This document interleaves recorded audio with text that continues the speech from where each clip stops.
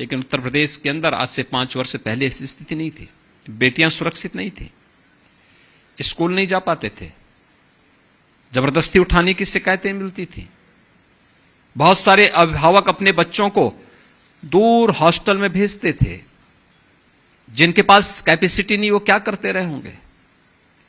बहुत सारे लोगों ने अपनी बेटियों को स्कूल भेजना बंद कर दिया था।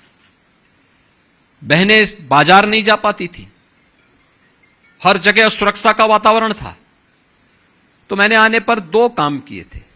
एक कि बहन और बेटियों की सुरक्षा की गारंटी होनी चाहिए, और दूसरा कि इल्लीगल कोई भी कार्य नहीं होगा।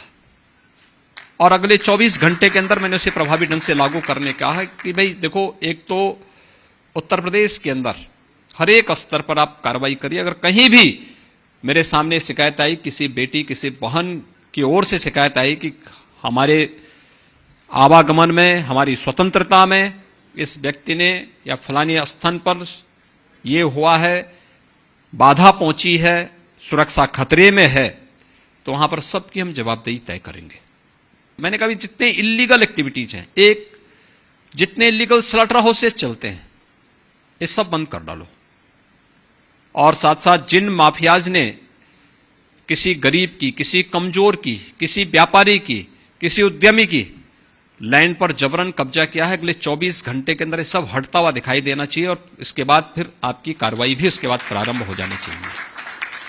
और आपने देखा होगा ये सब हटता हुआ दिखाई दिया होगा।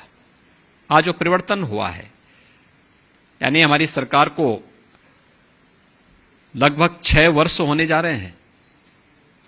उत्तर प्रदेश जैसे राज्य में पहली बार हुआ है कि कोई मुख्यमंत्री 5 साल का अपना कार्यकाल पूरा करने के बाद फिर से 2/3 बहुमत के साथ सरकार बना रहा हो।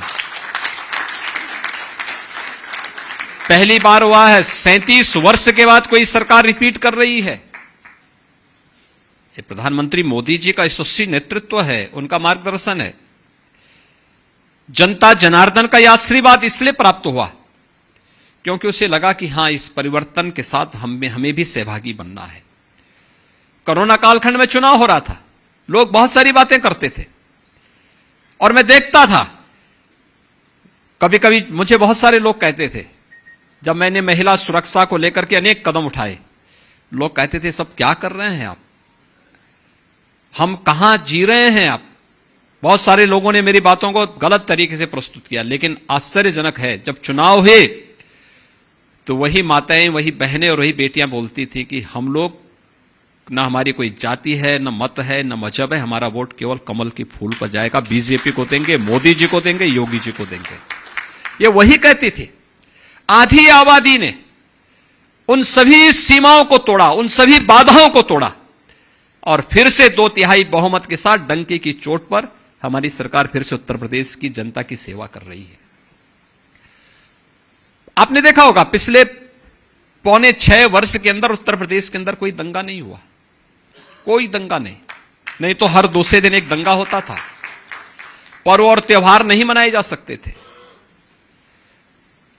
और आज मैं जो आपको यहां आश्वस्त करने के लिए आया हूं, इसी बात को आश्वस्त करने के लिए, आप तो उत्तर प्रदेश में आपका संवाद है, संबंध है, बराबर आना जाना है, परिवर्तन आपने देखा होगा, और परिवर्तन की दिशा में किए जाने वाले प्रयास को भी आपने नजदीक से महसूस किया है।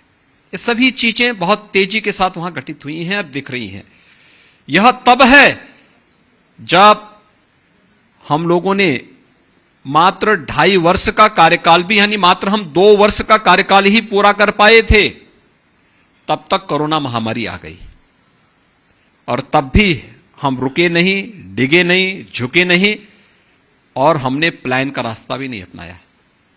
हम मजबूती के साथ जुटे रहे, डटे रहे, आगे बढ़ते रहे।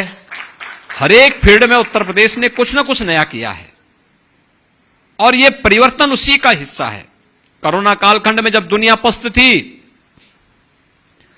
उत्तर प्रदेश अपने यहां निवेश करा रहा था। दुनिया देश की पहली डिस्प्ले यूनिट उत्तर प्रदेश के अंदर इस दौरान लगती है, और यह उत्तर प्रदेश के अंदर आज उसने प्रोडक्शन भी प्रारंभ कर दिया है। उत्तर प्रदेश ने आज कानून व्यवस्था की एक बेहतरीन मॉडल खड़ा किया है। हमने इसके लिए हमें रिफॉर्म करने पड़े, पुलिस फोर्स का मॉडर्नाइजेशन करना पड़ा, 1.5 लाख से अधिक भर्तियां हम लोगों ने की, लेकिन भर्ती की प्रक्रिया इतनी पारदर्शी थी, किसी को उंगली उठाने का अवसर भी नहीं मिला। हम लोग अब तक 5 लाख से अधिक युवाओं को सरकारी नौकरी दे चुके हैं। कोई उंगली नहीं उठा सकता कि किसी को जाति के नाम पर, मत या मजहब के आधार पर किसी के साथ भेदभाव हुआ हो। और मैंने पहले दिन ही कहा था, भर्ती के लिए जो नियामक बोर्ड थे, आयोग थे, इन सबको मैंने पहले दिन कहा था। मैंने कहा आपके कार्य में किसी का हस्तक्षेप नहीं होगा। हमारे पास पर्याप्त मात्रा में लैंड बैंक, आपको याद होगा मैंने एक एंटी भूमाफिया टास्क फोर्स बनाया था। एंटी भूमाफिया टास्क फोर्स से हमने 64,000 एकड़ लैंड उनसे मुक्त कराया, और मुक्त करा करके आज वहां पर हम लोगों ने अपना डिफेंस कॉरिडोर के लिए जो लैंड हम लोगों ने उपलब्ध कराई, इसमें से ज्यादातर लैंड वही है और बेहतरीन हो रहा है। ये पूरी लैंड हम लोगों ने ली है। लेने के बाद ये सरकारी लैंड थी या निजी लैंड थी, तो उसका कंपनसेशन देकर के हम लोगों ने इन कार्यक्रमों को आगे बढ़ाया है। तो हर एक दिशा में यह है। और सबसे महत्वपूर्ण है, किसी भी औद्योगिक निवेश और विकास के लिए एमएसएमई का क्लस्टर, देश का सबसे अच्छा एमएसएमई का जो बेस है वो यूपी के पास है। 96 लाख एमएसएमई यूनिट है यूपी के पास, 96 लाख। मुझे याद था जब हमने 1 डिस्ट्रिक्ट 1 प्रोडक्ट की अपनी नीति प्रारंभ की थी, 1 डिस्ट्रिक्ट 1 प्रोडक्ट की, परंपरागत उद्यम को प्रमोट करने के लिए हमारे पूर्वजों ने बड़े परिश्रम के साथ हर एक जनपद के साथ कुछ ना कुछ जोड़ा था, हर एक के साथ जोड़ा था। देखिए, उत्तर प्रदेश ऐसे ही ईश्वर की आराधना का और उनके अवतार की भूमि नहीं थी, वो पुरुषार्थ की भूमि रही है। पुरुषार्थ, लोगों ने परिश्रम से उत्तर प्रदेश को उत्तर प्रदेश बनाया है। ईश्वरीय अवतार तभी वहां बार बार हुए।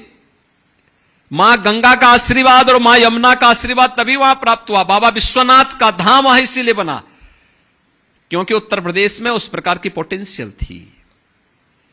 वहां के उद्यमियों ने, हमारे पूर्वजों ने उस प्रकार की मेहनत की। कौन ऐसा जनपद है जिसके पास अपनी परंपरागत पूंजी न हो? सूक्ष्म, लघु, मध्यम उद्यम क्षेत्र में कौन सा ऐसा जनपद है जिसके पास न हो? हर एक जनपद की। और उसी को हम लोगों ने 2018 में 1 डिस्ट्रिक्ट 1 प्रोडक्ट के रूप में प्रमोट किया था।